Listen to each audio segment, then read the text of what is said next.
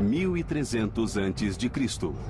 Dois grandes impérios lutam pelo domínio da região. Um respeitado povo chamado Hitita e os poderosos egípcios. Esta é a história de Ramsés, o jovem e destemido faraó cujas táticas e estratégias de guerra colocaram sua vida e seu império em grande risco. O destino do Egito e de todo o Oriente Médio está em jogo enquanto duas forças duelam na Batalha de Kadesh. Um combate de emboscadas, traições e carruagens de guerra.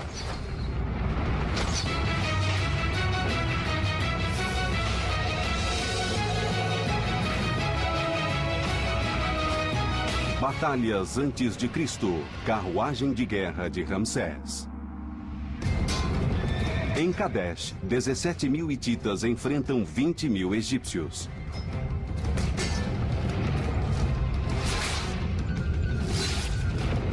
As duas forças brigam pela expansão de suas frequência, o controle do Oriente Médio.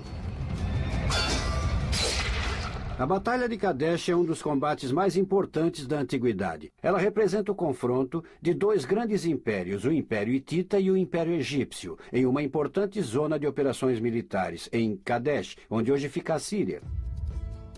O Egito fica a nordeste da África. A terra natal dos hititas, Ati, fica a cerca de 1.500 quilômetros da atual Turquia. Mas a batalha dos superpoderes é travada entre as duas terras, em uma região chamada Amarru, próxima à atual Síria. Amarru era um cruzamento do mundo antigo. Os comerciantes tinham que passar por Amarru. Os combatentes tinham que passar por Amarru também. E quem quisesse impedir um ataque também tinha que passar por Amarru. Os hititas são comandados por um jovem rei chamado Muwatalli. Por volta dos 30 anos, Muwatalli já era conhecido por sua astúcia em batalhas. Os egípcios são comandados pelo faraó Ramsés II.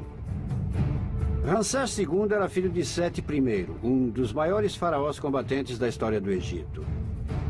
Ramsés subiu ao trono por volta dos 22, 23 anos e tomou seu lugar na longa tradição de faraós combatentes. Na verdade, a exemplo dos grandes faraós que vieram antes dele, desde a criação do Império Egípcio, 200 anos antes, Ramsés assumiu a personificação da tradição militar egípcia para realizar dois feitos. Um, assegurar que o Egito nunca mais fosse ameaçado e se mantivesse a salvo. E dois, expandir as fronteiras do Império contra os inimigos do Egito. A disputa entre egípcios e hititas vinha crescendo há séculos, desde os primeiros passos dos dois impérios.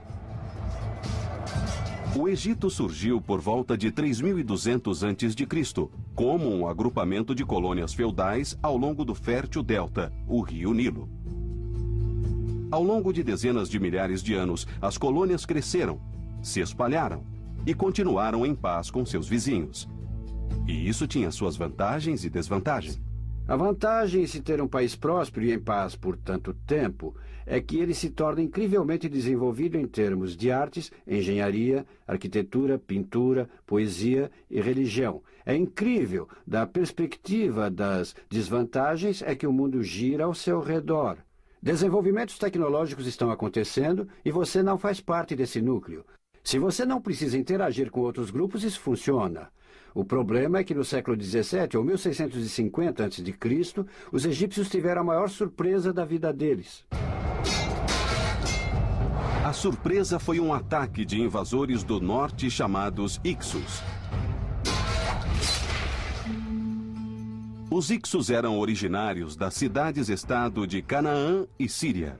Os invasores do norte varreram o Egito e deixaram um rastro sangrento de destruição. O Egito estava hermeticamente vedado contra as fortes influências do resto do mundo e a invasão foi um terrível choque. A sociedade egípcia ficou abalada com o ataque e mudou para sempre. Os Hicsos ocuparam o Egito por quase 80 anos. Por fim, os egípcios se rebelaram e travaram uma luta de 30 anos para se libertar. Apesar da bem-sucedida investida para expulsar os Hicsos, o Egito recebeu forte influência do norte.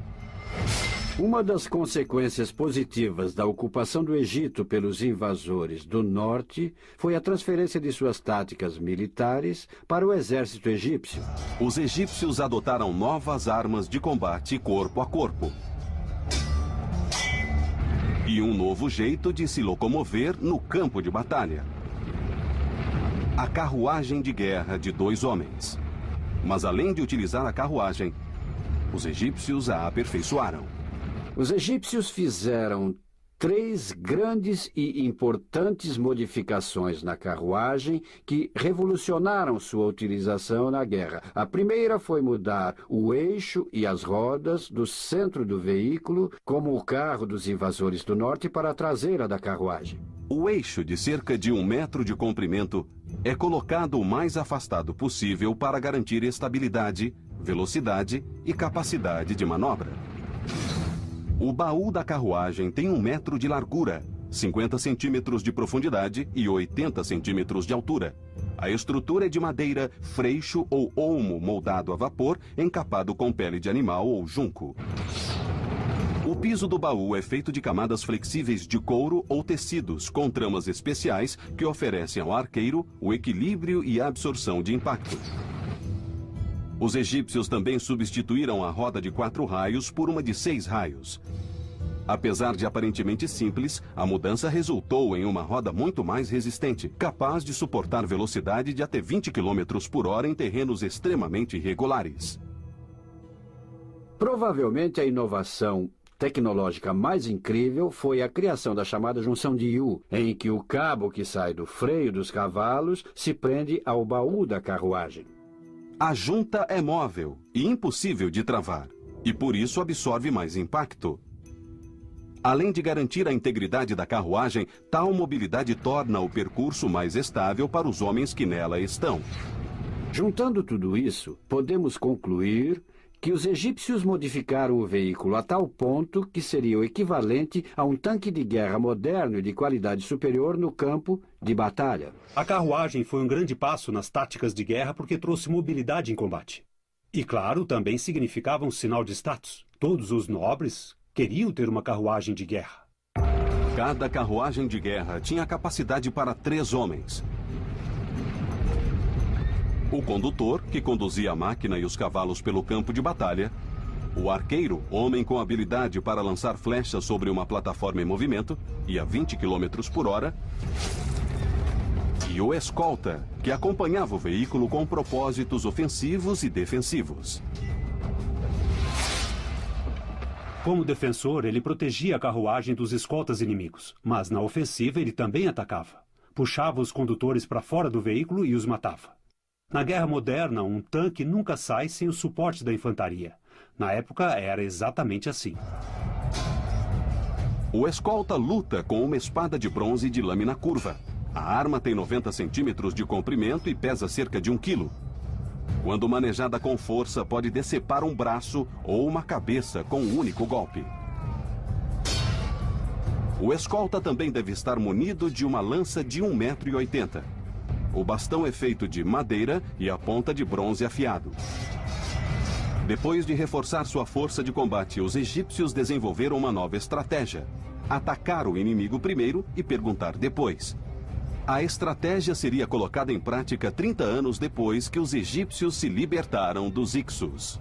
Quando conseguiram assegurar sua posição no país, os egípcios reconstruíram seu exército e partiram em busca de vingança. Nesse ponto, o Império Egípcio começa a se formar e é o início da expansão para o norte até Canaã e até onde hoje é o Líbano e a Síria. A agilidade das carruagens deu aos egípcios uma grande vantagem durante a tomada do norte e a conquista sobre seus inimigos. Mas enquanto tomavam a região onde hoje é a Síria, eles tiveram contato com os hititas, que também estavam expandindo o seu território.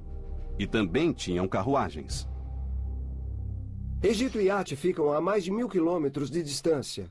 Mas um se sentia ameaçado pelo outro e via a região entre Egito e At como principal zona de conflito. A princípio, a zona de separação era só isso, nada tão importante. Não era a terra deles, mas o que acontece com o tempo? Defender essa região passa a ser como defender sua terra natal, e no final, eles acabam brigando pela zona de separação. Durante séculos, egípcios e hititas derramaram sangue em pequenos combates quando se encontravam na zona de separação. Algumas vezes a luta era homem a homem, outras, eles usavam a carruagem. Quando pensamos em carruagens de guerra da antiguidade, imaginamos filas de carruagens batendo de frente com filas de guerreiros, ou carruagens batendo de frente com filas de carruagens inimigas. Mas não era assim que acontecia. É só pensar um pouco e ver que os cavalos nunca se jogariam contra uma barreira de homens com lanças, e não faz muito sentido destruir sua carruagem batendo na carruagem inimiga. O mais comum, quando as carruagens eram usadas em batalhas, era o chamado combate em círculos. As linhas atacavam o inimigo, mas não entravam realmente em contato. O objetivo do arqueiro era acertar o arqueiro, o condutor ou o cavalo da carruagem inimiga. Conforme eles passam, ou em termos militares, en passant, conforme passam um pelo outro, eles dão a volta e ficam novamente de frente. E geralmente escolhem outro alvo, que estiver mais perto. Enquanto a carruagem egípcia é leve e móvel, a carruagem hitita é uma máquina maior, mais pesada e mais lenta. O eixo é posicionado no centro da plataforma do veículo, o que diminui a velocidade e a estabilidade, mas oferece uma grande vantagem: capacidade para transportar 3 homens. O condutor, o arqueiro e o escolta podem lutar juntos na carruagem. Alguns historiadores acreditam que essa inovação foi desenvolvida anos antes de os hititas derrotarem outro inimigo, os Mitanni, que viveram na região entre os rios Tigre e Eufrates. Além do veículo com capacidade para 3, os hititas receberam o reforço de um conhecido militar treinador de cavalos chamado Kikuli. Kikuli mudou o futuro da batalha em carruagens usando uma técnica incrivelmente simples. Kikuli escreveu um manual de treinamento para criar cavalos mais fortes que puxassem uma carga mais pesada. Foi algo grandioso que levou à criação de uma carruagem totalmente nova e um jeito novo de lutar com o veículo. Na carruagem para 2 pessoas, o escolta corria ao lado do veículo. Isso limitava a velocidade e a distância do percurso, pois o escolta, que era a principal defesa da carruagem, ficava completamente exausto. Os cavalos treinados por Kikuli conseguiam puxar uma carruagem com 3 homens em cima.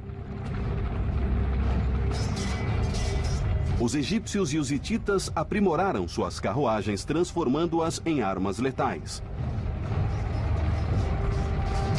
Depois de centenas de anos, a grande batalha entre as duas culturas aconteceu quando o faraó Ramsés encontrou seu adversário nas planícies de Kadesh.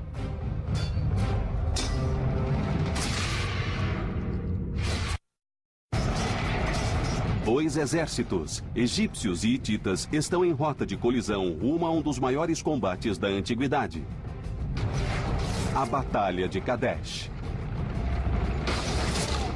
Kadesh fica a meio caminho entre os 2 impérios onde hoje é a Síria.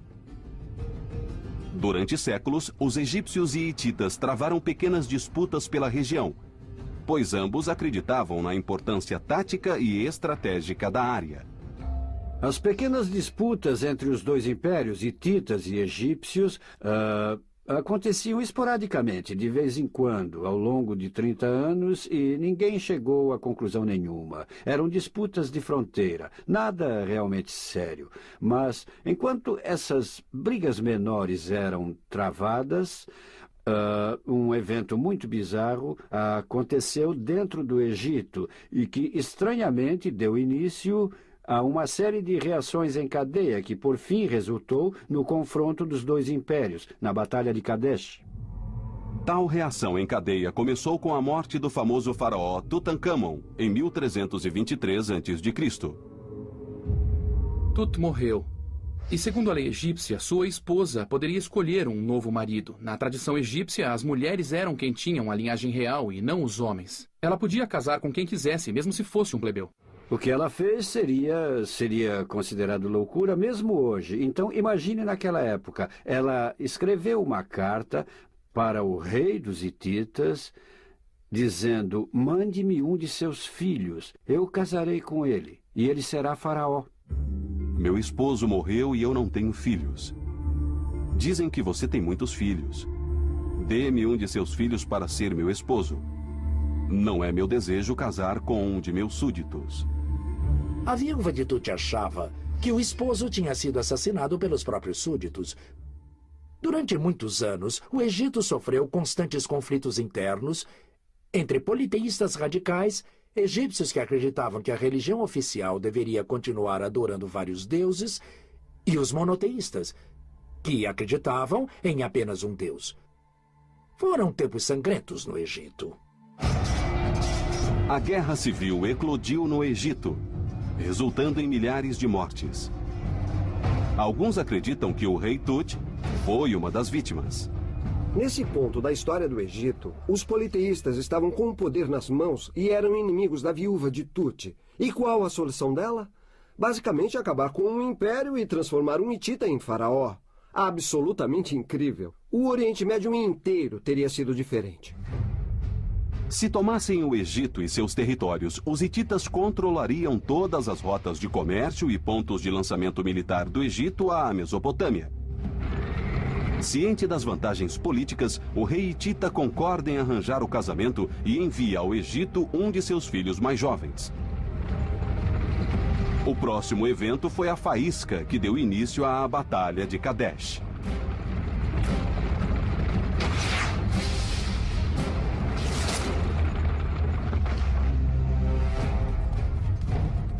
Os inimigos egípcios da viúva de Tut descobriram o plano do matrimônio e armaram uma emboscada ao príncipe hitita.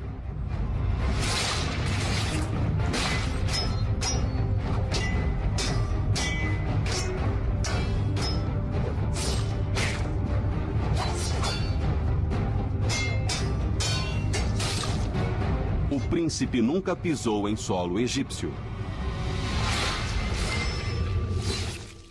Por fim, a viúva de Tut morreu.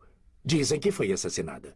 Mas a principal questão foi como os hititas reagiram à morte do príncipe. Como é de se imaginar, o rei ficou furioso. Suppiluliuma, o rei hitita, era um grande guerreiro e ficou enfurecido. Seu desejo de vingar a morte do filho o motivou a retomar a guerra contra o Egito. Mas esse não foi o único motivo. Suppiluliuma não era burro. Ele não permitiria que a morte do filho interferisse na política de exterior do império, mas foi uma boa desculpa para recomeçar a briga pela valiosa região de Amarru. Suppiluliuma liderou seu exército contra o Egito por quase uma década. Até que, por volta de 1322 a.C., o rei hitita foi morto. Não por uma espada egípcia, mas por um inimigo invisível muito mais mortal.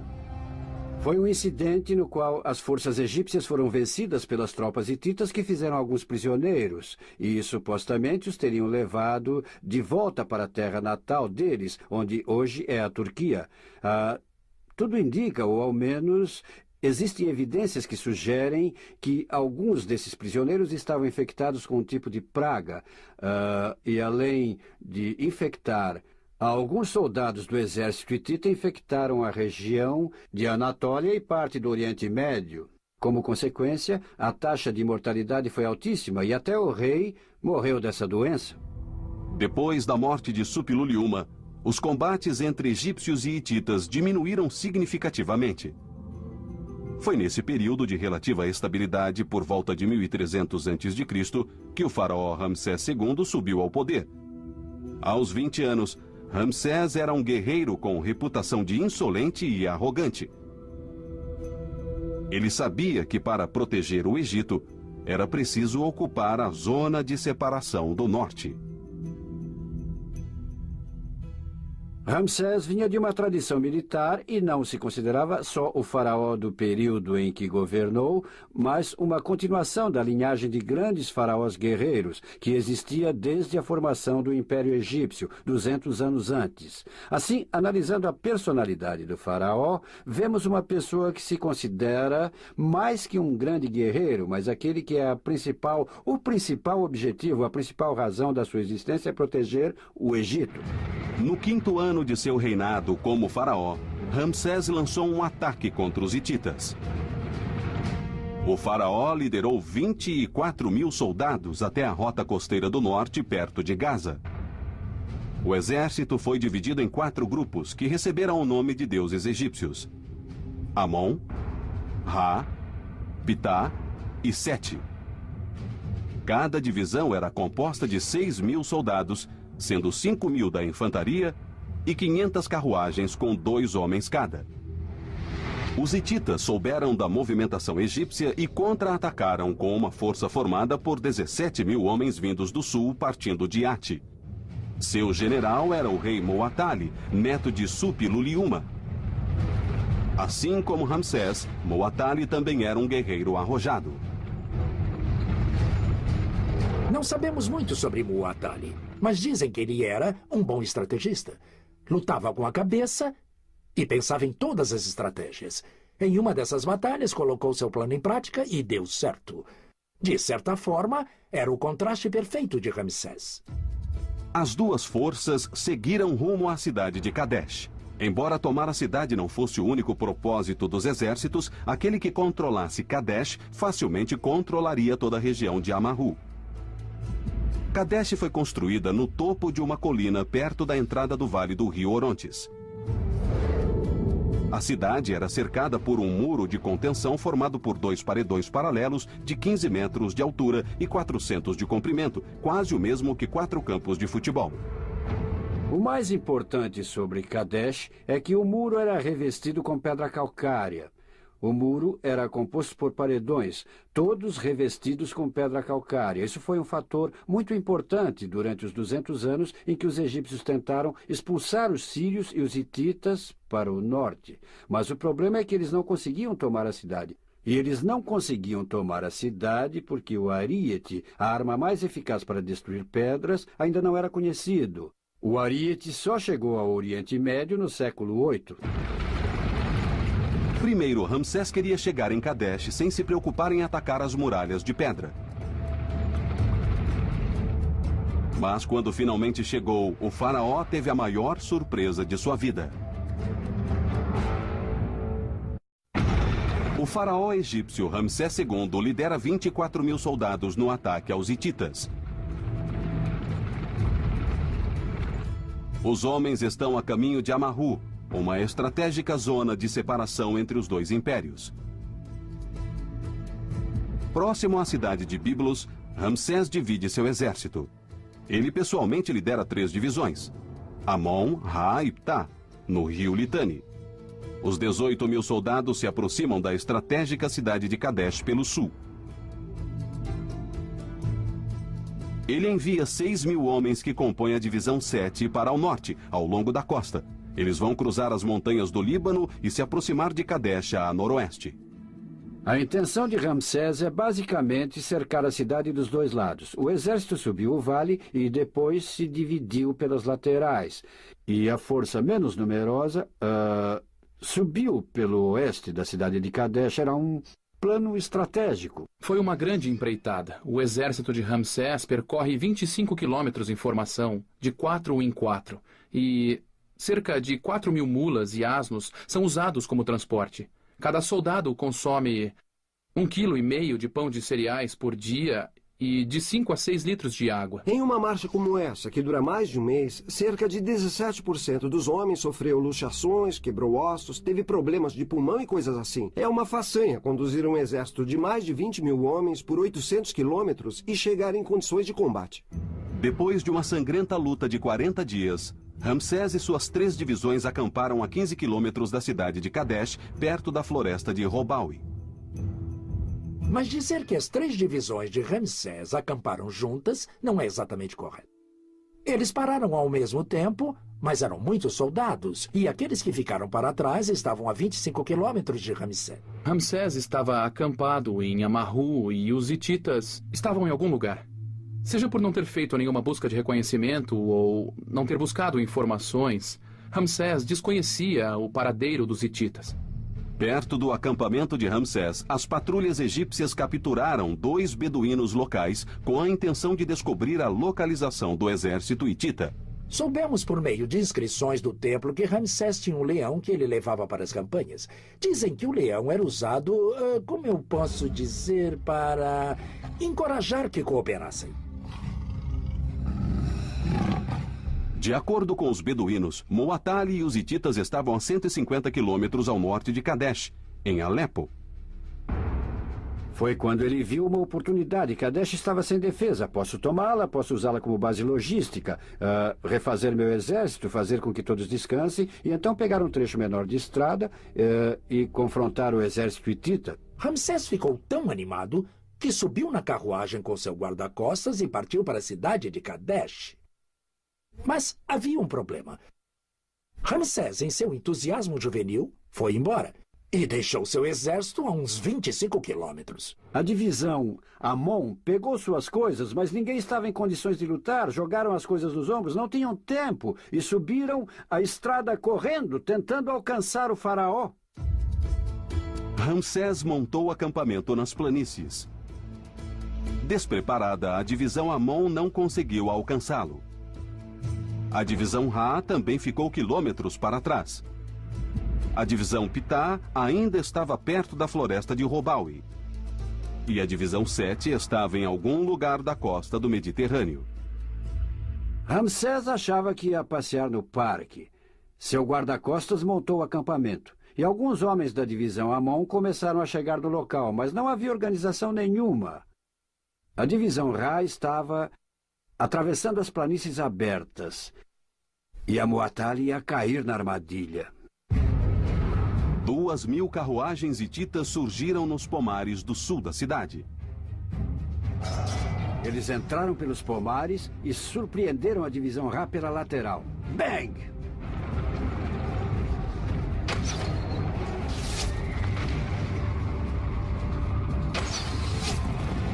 Imagine virar-se e ver milhares de carruagens hititas. Mesmo para um exército treinado como os egípcios, deve ter sido muito assustador. A divisão Ra foi totalmente destruída pelas carruagens. Não estavam prontos, não estavam em formação para lutar, foram atacados e se espalharam por toda a planície. As carruagens hititas passaram pelo campo de batalha caótico, enquanto os arqueiros lançavam flechas com incrível precisão. Arqueiros e condutor trabalhavam em pares. Eles treinavam juntos, seus cavalos treinavam juntos diariamente, por horas seguidas. Arqueiros egípcios e hititas usavam um arco reforçado feito de camadas de madeira, chifres e tendão de boi. O arco reforçado é uma arma eficaz, tem alto poder de penetração e é mortalmente preciso nas mãos de um bom arqueiro. Alguns arqueiros se juntavam ao escolta no chão e lutavam com a infantaria.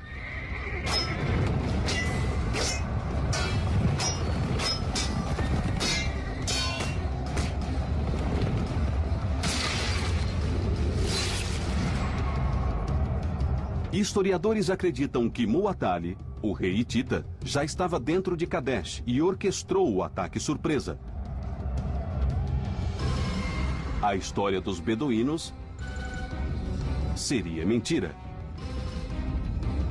O plano de Muwatalli foi brilhante.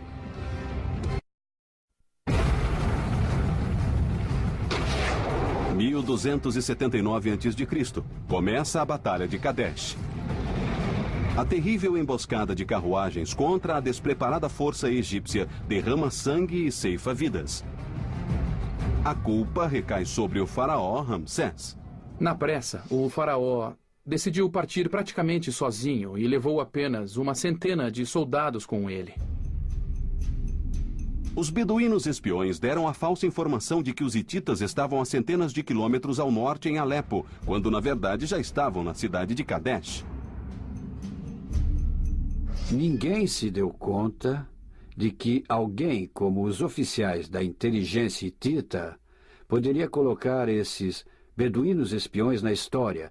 Quer dizer, este é o clássico truque de inteligência que enganou o exército egípcio e os levou para a armadilha. Enquanto corria para tomar a cidade, Ramsés deixou seus homens despreparados a mais de 20 quilômetros atrás dele. Ao mesmo tempo, 2.000 carruagens hititas chegaram sorrateiramente ao sul, ao longo da costa oeste do rio Orontes, se esconderam nos pomares e aniquilaram a divisão Ra.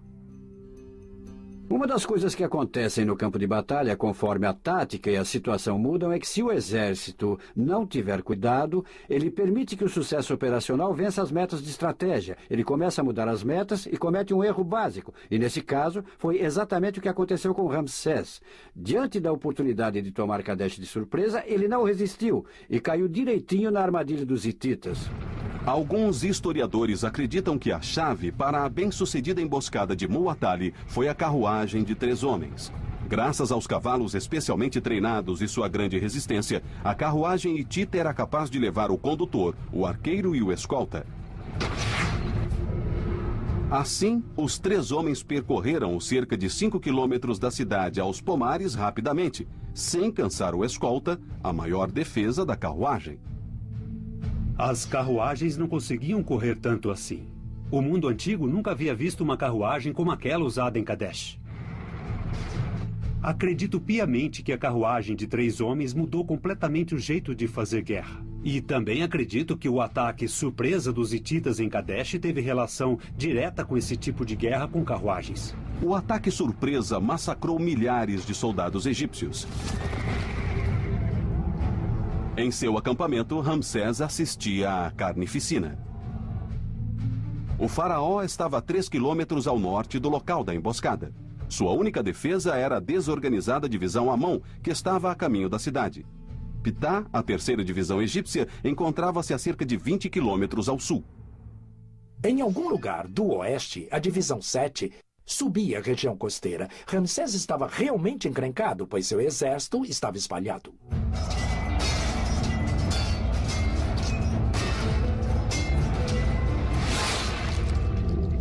Ramsés começa a ficar furioso. Seu exército está todo espalhado, tudo virou um caos. Se os hititas pegassem Ramsés, isso significaria o fim do Império Egípcio. O próximo alvo dos hititas era a frota de carruagens de Ramsés. As carruagens hititas vão pelo norte e pegam em cheio o desorganizado e desfalcado acampamento egípcio, onde a divisão Amon estava concentrada para alcançar o faraó. E bang! Eles invadem o acampamento, tomam suas carruagens e dão início a uma terrível batalha de infantaria.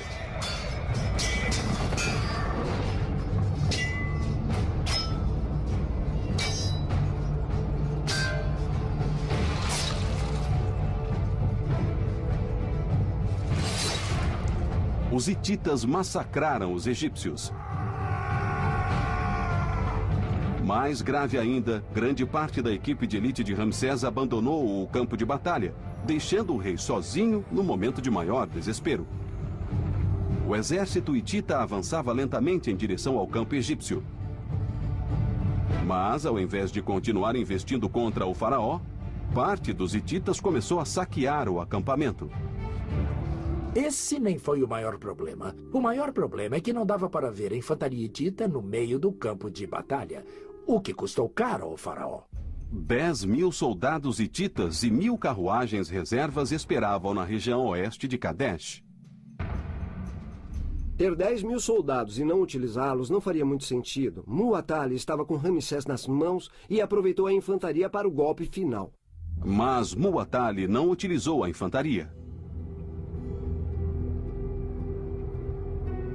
Apesar da pausa do ataque inimigo, a situação de Ramsés continuava difícil.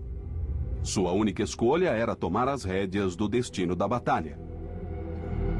Ramsés não era um guerreiro esporádico ou um príncipe mimado. Ele jogou seu exército em uma armadilha e estava pronto para liderar os soldados que ainda restavam. Então ele e alguns soldados da infantaria e a parte sobrevivente da divisão Amon marcharam rumo à batalha. Dizem que ele era um brigão ou coisa assim, mas ele era um ótimo soldado. Ele reuniu as carruagens restantes ao seu redor, reuniu a divisão Amon e, literalmente, tomou a frente da marcha pela região nordeste, que provavelmente era mais vulnerável, e a atacou.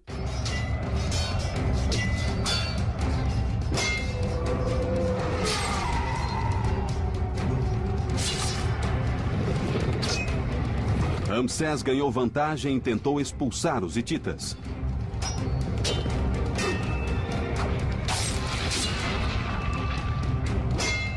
Mas seu exército está disperso demais para causar um impacto significante. Muwatalli continua em maior vantagem. Caso utilize seus 10.000 homens reservas, ele pode vencer a batalha. Agora é a hora. Pegue-o pelo nariz, dê-lhe uma boa surra. Agora é a hora de Muwatalli utilizar a infantaria. Muwatalli estava prestes a tomar uma das maiores decisões de sua vida. Uma decisão que pode determinar o rumo da história. A luta entre egípcios e hititas chegou ao ponto mais crítico da batalha.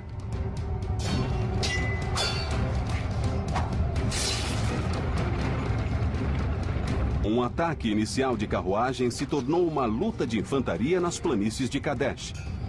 A situação é favorável ao faraó Ramsés, que consegue impedir o avanço inimigo, fortalecido pelo ataque surpresa.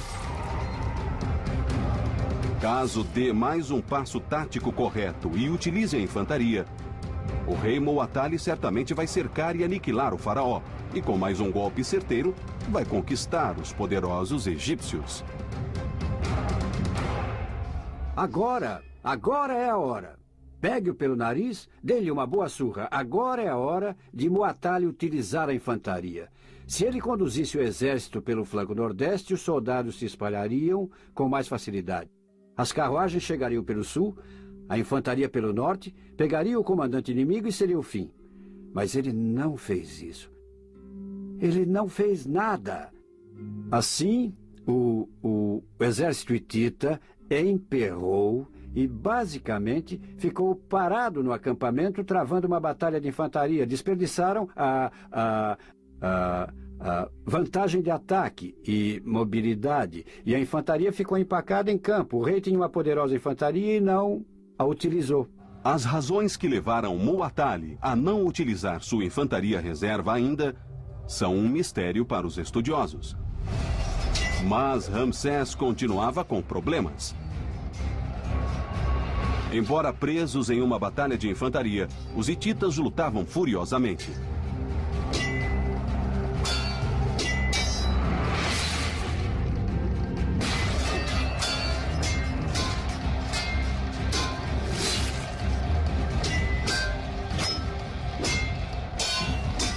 Ramsés, porém, teve mais sorte.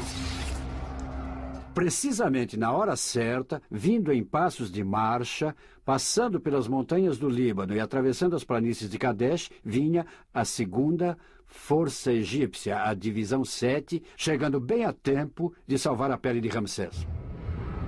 Depois de marchar pela costa do Egito, a divisão 7 finalmente chegou a Kadesh. A divisão 7 era composta por 5.000 soldados e 500 carruagens de guerra. Ramsés tinha a força necessária para mandar os hititas de volta para o rio Orontes. Uma grande batalha de carruagens e infantaria foi travada nas planícies de Kadesh.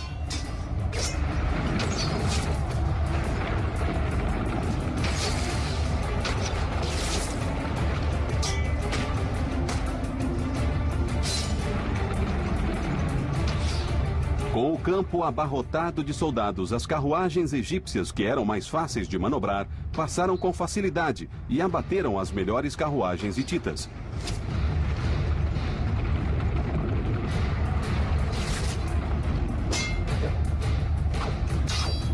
Ramsés virou a mesa com sucesso.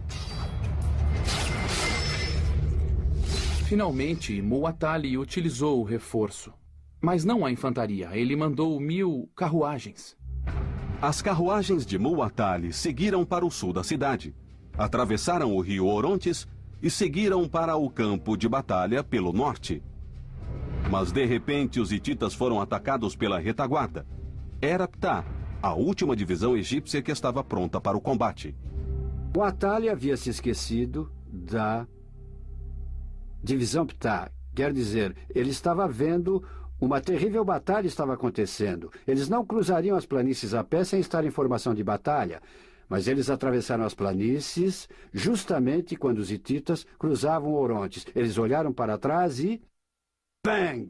Foram atacados pelas costas e esse foi o fim da reserva hitita. Era a vez da emboscada contra os hititas. Ramsés, os remanescentes da divisão Amon e a divisão Sete lutavam no fronte, enquanto a divisão Pitá atacava pela retaguarda. Muatali cometeu um grande erro. Nunca use as boas forças depois das ruins. Se você utilizar seus homens, faça de modo a alcançar a vitória. Nunca faça para retardar a derrota. E foi o que ele fez por alguma razão desconhecida. As carruagens hititas não conseguiram escapar. Havia forças egípcias dos dois lados, e eles não conseguiram escapar porque estavam bem no meio do acampamento de Ramsés. 2.000 carruagens foram destruídas, e Muatali desperdiçou uma vantagem esmagadora.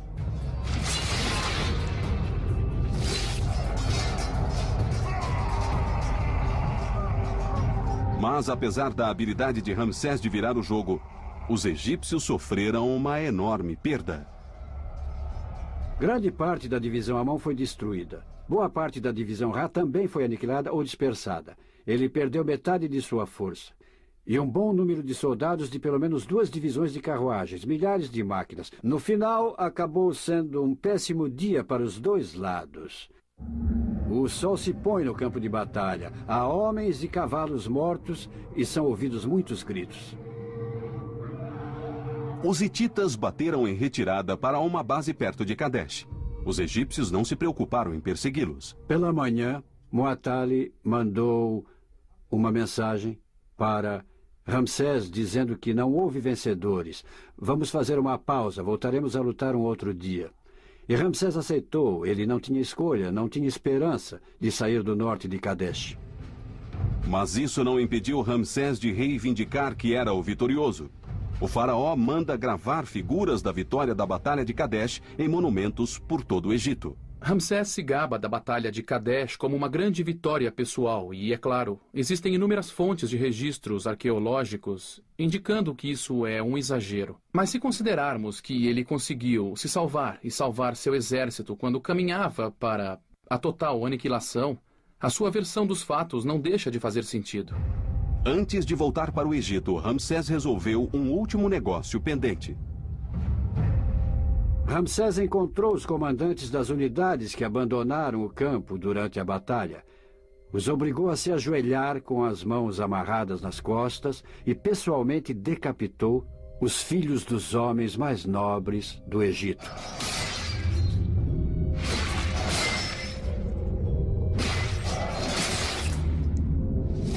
Foi um final sangrento para uma das batalhas mais sangrentas do mundo antigo. E Ramsés assegurou que seu exército soubesse o preço da deslealdade. Ramsés aprendeu a lição com os erros que cometeu em Kadesh. Mas sua falha não foi a única entre os grandes generais da história da humanidade. George Armstrong Custer caiu numa armadilha parecida que Ramsés caiu em Kadesh. Ele perseguiu um grupo de índios quando não percebeu que havia um grupo maior. Depois de rechaçar um grupo menor de invasores, ele se preparou para atacar o que imaginava ser um vilarejo desprotegido. Para sua surpresa, o inimigo era mais forte e o cercou por um dos flancos. Ao contrário de Ramsés, Custer foi morto. Mas seu erro tático foi o mesmo. As duas superpotências continuaram lutando pela estratégica zona de separação ao longo de anos depois da Batalha de Kadesh. Até que em 1262 a.C., egípcios e hititas foram forçados a fazer uma aliança para combater uma crescente ameaça da região onde hoje é o Iraque, os assírios. A aliança durou quase um século e, talvez da mesma forma, assim como a Batalha de Berlim na Segunda Grande Guerra, foi o marco do encontro de duas superpotências que, basicamente, tiveram que tolerar uma outra a fim de acabar com o inimigo em comum. Foi isso que aconteceu depois da Batalha de Kadesh. A Batalha de Kadesh pode não ter sido a vitória esmagadora que Ramsés levou seu povo a acreditar. Mas conta a história de um jovem e destemido monarca que partiu para a guerra, foi ludibriado e traído em combate e conseguiu dar a volta para salvar a si e a seu império.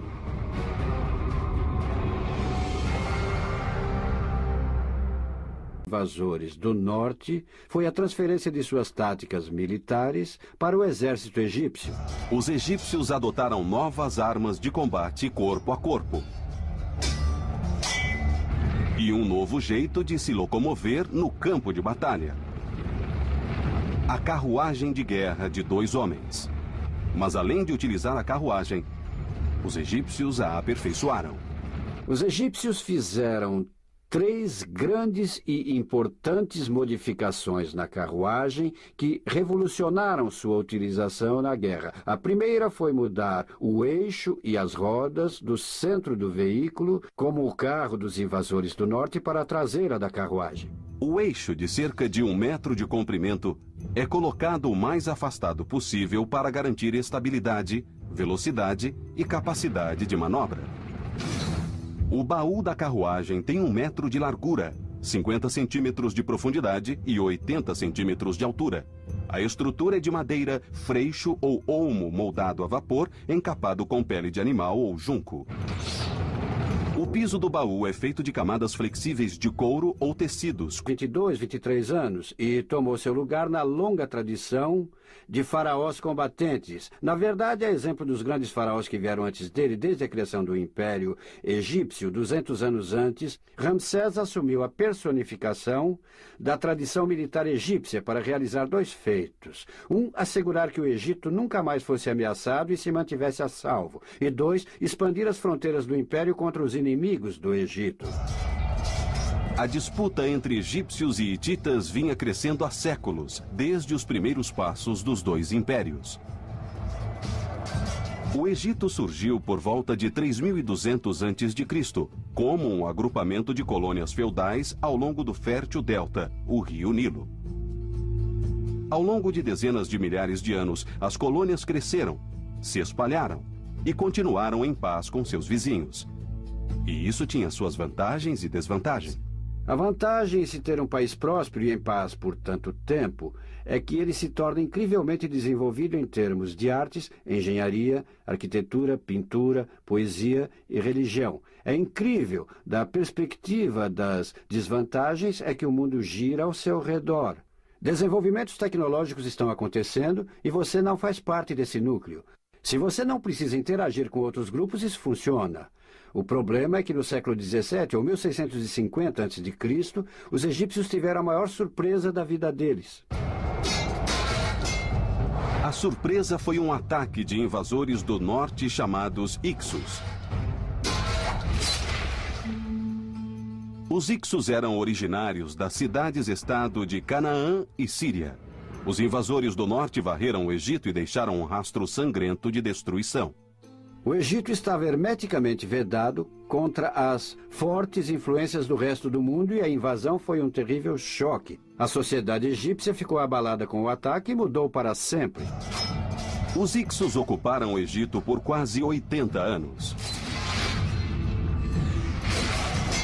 Por fim, os egípcios se rebelaram e travaram uma luta de 30 anos para se libertar. Apesar da bem-sucedida investida para expulsar os Ixos, o Egito recebeu forte influência do norte.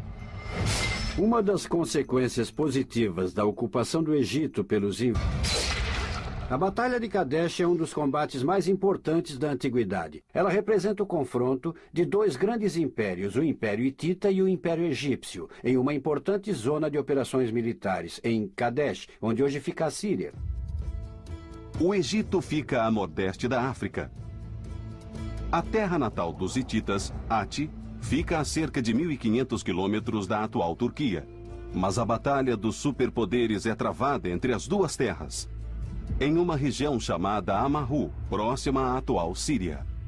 Amarru era um cruzamento do mundo antigo. Os comerciantes tinham que passar por Amarru. Os combatentes tinham que passar por Amarru também. E quem quisesse impedir um ataque também tinha que passar por Amarru. Os hititas são comandados por um jovem rei chamado Muwatalli. Por volta dos 30 anos, Muwatalli já era conhecido por sua astúcia em batalhas. Os egípcios são comandados pelo faraó Ramsés II. Ramsés II era filho de Sete I, um dos maiores faraós combatentes da história do Egito. Ramsés subiu ao trono por volta dos 1300 a.C. Dois grandes impérios lutam pelo domínio da região. Um respeitado povo chamado Hitita e os poderosos egípcios. Esta é a história de Ramsés, o jovem e destemido faraó cujas táticas e estratégias de guerra colocaram sua vida e seu império em grande risco. O destino do Egito e de todo o Oriente Médio está em jogo enquanto duas forças duelam na Batalha de Kadesh. Um combate de emboscadas, traições e carruagens de guerra.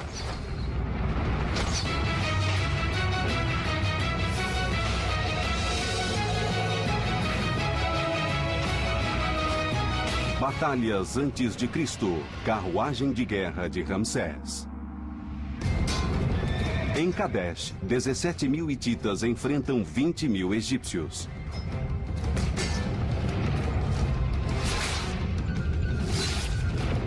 As duas forças brigam pela expansão de suas sequência, o controle do Oriente Médio.